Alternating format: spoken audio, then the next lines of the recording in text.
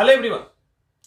कल मेरे पास एक क्लिप आया है, यूट्यूब का एक क्लिप है, एक स्टूडेंट ने भेजा है। उसमें मतलब दो महारथी, एक तरफ विकास सर और दूसरी तरफ आचार्य प्रशांत। को बताने की किसी को जरूरत है नहीं। दोनों अपने अपने फील्ड में बहुत ही माहिर हैं। और इसमें जो उसके ऊपर लिखा हुआ था वो ये था कि विकास सर को एक करारा जवाब आचार्य प्रशांत के द्वारा, ऐसे करके था। तो वो जो कोटेशन विकास सर का था ना, वो मैंने ऑलरेडी पहले सुन रखा था। वो उन्होंने इसका एक बार नहीं, दो बार अलग अलग टाइम में जिक्र किया है। और उस पे जो आचार्य प्रशांत है उन्होंने उसको उनका काउंटर किया। तो मेरे पास वो क्लिप आया, मैंने पढ़ा तो मुझे लगा कि नहीं, इस पे क्योंकि इस पे एक मैंने अपनी बात रखनी इसलिए चाहिए कि इन दोनों में से कोई तो अब रखने वाले हैं नहीं। ठीक है, एक दूसरे के काउंटर तो करने वाले हैं नहीं। अब यहां पे क्या है कि आखिर इस बात का मतलब क्या है? क्योंकि विकास दिव्यकृति का इम्पैक्ट भी स्टूडेंट्स पे बहुत अधिक है, उसी तरह से आचार्य प्रशांत का भी है। लोगों के ऊपर उनका असर, उनका लॉजिक से लोग प्रभावित होते हैं। तो कई सारी बातें हैं। तो मुझे लगा कि कहीं ना कहीं इस पे एक छोटी सी क्लियरिटी होनी चाहिए स्टूडेंट्स के बीच में कि आखिर कोई एक तरफ जाना चाहता है, कोई दूसरी तरफ जाना चाह सकता है, तो आप किधर जाएं? एक जो क्लियरिटी है ना, वो होनी चाहिए। मैंने पहले स्टेटमेंट लिया है, विकास सर ने क्या कहा उसको पहले सुनिए। इतना गारंटी है कि बेहतर इंसान बन जाओगे और जिंदगी में कुछ ना कुछ अच्छा कर लोगे। अगर मेहनत किए हो तो, मतलब ऐसा कहना है, अगर मेहनत की तो क्यों डरे, जिंदगी में क्या होगा, कुछ नहीं होगा तो तजुर्बा होगा। मैं इस अप्रोच पे चलता हूं, विकास सर का कहना है। मैं चाहता भी नहीं कि कोई यूपीएससी को इस बात से देखे कि नहीं होगा तो मर जाएंगे। इससे बढ़िया है कि मत करो तैयारी, यानी यूपीएससी मत करो। आचार्य प्रशांत किशोर ने इस पे काउंटर क्या किया कि यूपीएससी में ऐसा होता है, देखो तैयारी करोगे तो नहीं होगा तो कुछ बन जाओगे, मैंने ऐसा लोग कहते हैं। मैं साफ साफ समझाता हूं, लफबाजी मत करो, हटाओ खोली बात करो, क्या बन जाएगा। इसने 10 साल का समय दिया, जिसका सिलेक्शन नहीं हुआ, तुम मुझको कोई झूठी संतावना मत दो, कुछ तो बन जाओगे, क्या बन जाएगा। वो कितने ज्यादा मेंटल पेशेंट बन जाते हैं, और जब इनके अटेम्प्ट खत्म हो जाते हैं तो वो बिल्कुल टूटा हुआ इंसान बनकर बाहर निकलता है उस प्रक्रिया से, जिसके लिए समाज में कोई स्थान नहीं, जिसका आत्मसम्मान और आत्मबल नष्ट हो चुका होता है। ये बनकर निकलता है वो, क्योंकि दिलासा यह दी जाती है कि यूपीएससी तो मंदिर है, तुम भक्त बन जाओ और अपनी जवानी की आहुति दो। क्या है ये आचार्य प्रशांत का स्टेटमेंट है। दोनों स्टेटमेंट आपके सामने है। अब देखिए कि इसमें क्या है कि यहाँ पे कुछ चीजें जो है ना, वो क्लियर करनी इसलिए जरूरी है कि पहली बात कि विकास सर ने यूपीएससी एक बार करने के लिए क्यों कहा है। इसलिए नहीं कि आप हमारे यहां आकर एडमिशन लीजिए, समझ में आ रहा है। देखो, इंडिया में यूपीएससी ही एक ऐसा फील्ड है, पीसीएस भी नहीं है, ध्यान रखिएगा। पीसीएस में भी वो डेप्थ नहीं, वो टेम्परामेंट नहीं आता है। कुछ पीसीएस हैं, लाइक नॉर्थ इंडिया की अगर हम बात करें तो यूपीपीएससी का एक स्टैंडर्ड है उस तरह का। तो कुछ पीसीएस को छोड़कर यूपीएससी एकमात्र ऐसा ऑर्गेनाइजेशन है या एकमात्र ऐसा एग्जामिनेशन प्लेटफॉर्म है जहां पे जब आप तैयारी पैशनेट होकर करते हैं ना, एकदम पैशन से करते हैं, 1 साल 2 साल की तैयारी करते हैं, तो आप जो करोगे ना, आपके अंदर इतनी डाइवर्सिटी आएगी, इतनी विविधताएं आएगी, क्योंकि आप सब कुछ पढ़ते हैं और अच्छे से पढ़ते हैं। आपको हिस्ट्री का, आर्ट एंड कल्चर का, सोशियोलॉजी का, समाज का, एथिक्स का, ठीक है, मतलब आप क्या नहीं पढ़ते हो, पॉलिटिकल सिस्टम का, ज्योग्राफी का, तूफान क्यों आता है, सुनामी क्यों आती है, साइक्लोन क्यों आता है, मतलब आपको एक ओवरऑल जो जानकारी मिलती है ना, एक डेप्थ के साथ अच्छी जानकारी सिर्फ यूपीएससी के फील्ड में ही मिल सकता है। आईएएस, इसके अलावा आप एसआई की तैयारी करो, बैंक पीओ की करो, आईआईटी की करो, कुछ भी करो, ये चीज नहीं मिलेगी आपको।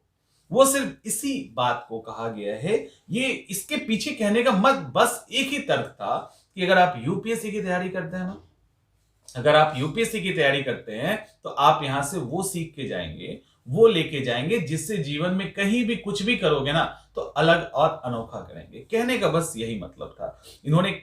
और सिंपल सी बात है, इन्होंने कभी ऐसा नहीं कहा कि आप करो नहीं होगा तो बर्बाद हो जाओगे। आप ये भी नहीं कहा कि आप पूरे अटेम्प्ट दो, क्यों दो, आप 21 से 25 तक तैयारी कीजिए, छोड़ दीजिए नहीं हो रहा है तो। सिंपल सा लॉजिक है। आप 21 to 25 तैयारी कीजिए, छोड़ दीजिए, नहीं कीजिए, क्या दिक्कत है, कोई दिक्कत है? आपको लगा उस समय तक हुआ तो हुआ, नहीं तो नहीं हुआ, कुछ और कर लेंगे। कहां कहा गया है एक बार भी कि आपको ये पूरा समय देना है?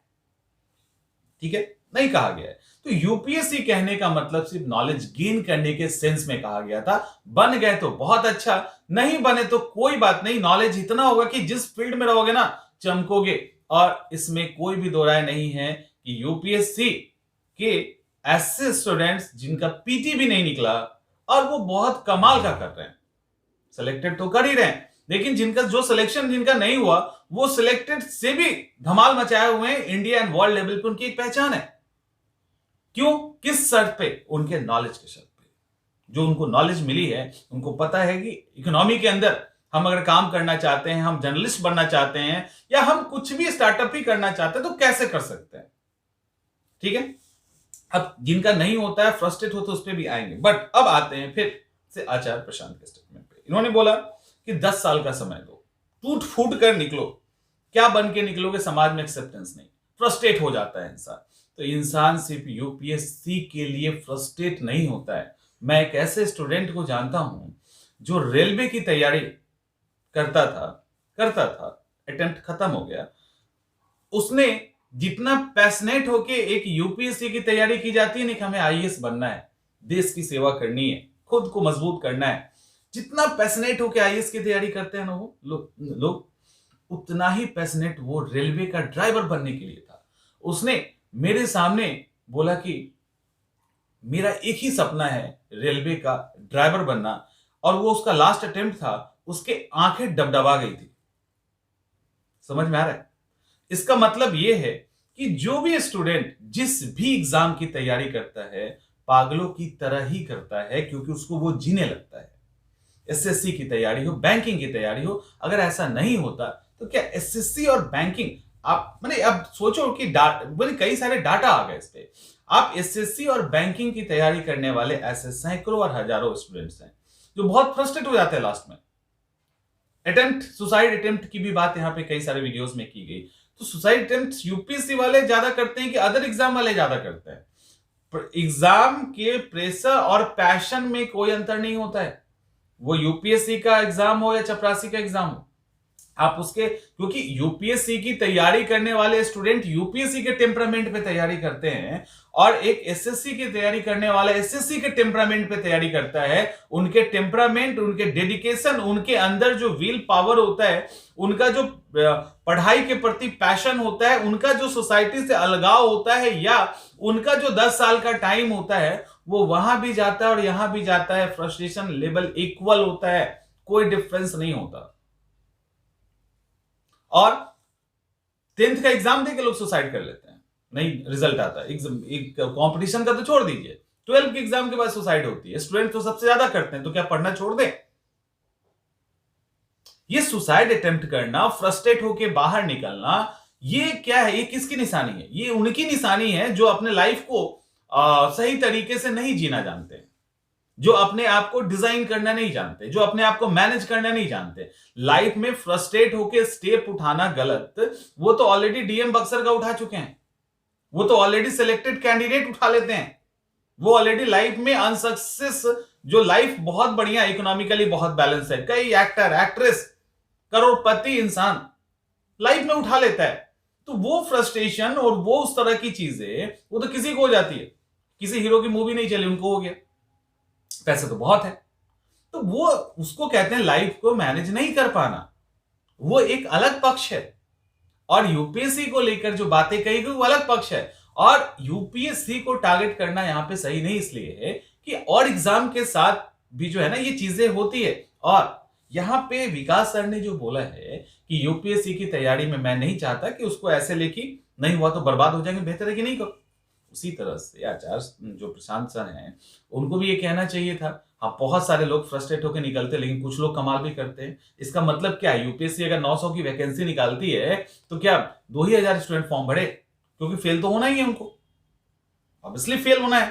कोई भी कंपटीशन का एग्जाम होता है तो उसमें 80-90% स्टूडेंट को तो फेल ही करना है, उससे अधिक को फेल करना है।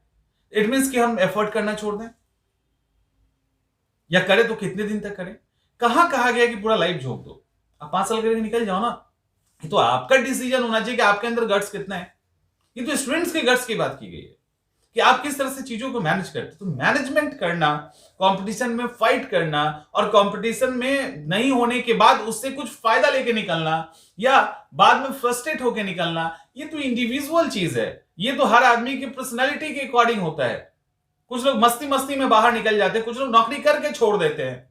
कहां ऐसा है कि नौकरी करके नहीं छोड़ते? एक पर एक स्टूडेंट्स हैं तो नौकरी करके बैंक पीओ को वैसे ही छोड़ देते हैं, दरोगा को छोड़ देते हैं, अभी पीसीएस के अंदर सिलेक्शन छोड़ देते हैं, यूपीएससी के अंदर हर साल भर मार है।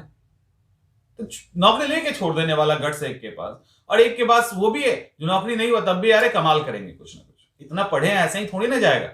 और कुछ लोग फ्रस्ट्रेट हो जाते हैं, तो उनकी कैटेगरी है, ये यूपीएससी थोड़ी ना करता है। तो मुझे लगता है कि क्लियरिटी हो जानी चाहिए आपको कि यूपीएससी से ही फ्रस्ट्रेटेड स्टूडेंट नहीं निकलते, वो हर एग्जाम से निकलते हैं, क्योंकि पैशन के लेवल पे अंतर नहीं होता है। जो डेडिकेटेड स्टूडेंट है ना, उनका पैशन लेवल एग्जैक्ट उतना ही होगा जितना यूपीएससी वाले का होगा। तो इसलिए इसको ऐसे देखने की जरूरत नहीं, ये नॉलेज के सेंस में कहा गया था, तो इसको कुछ अलग डायरेक्शन में हम लोग लेके चले गए। होपफुली कि जो नए स्टूडेंट्स होंगे या जो भी, तो वो उनकी क्लियरिटी थोड़ी सी बढ़ गई होगी। समझ में आ रहा है? तो ये इसको ऐसे अन्यथा ना ले, ये अन्यथा लेने की चीज नहीं है, और इसको इस कॉन्टेक्स्ट में भी लेने की चीज नहीं है। बड़ा ही सिंपल एंड स्ट्रेट है कि आप अपने जितना टाइम देना चाहते हो, जितना एफर्ट करना चाहते हो, उतना करो और बाहर निकलो। कोई जरूरत नहीं है लंबे टाइम तक टिके रहने का। बहुत कुछ है दुनिया में, बहुत कुछ कर सकते हैं। मिलते हैं अगले वीडियो में।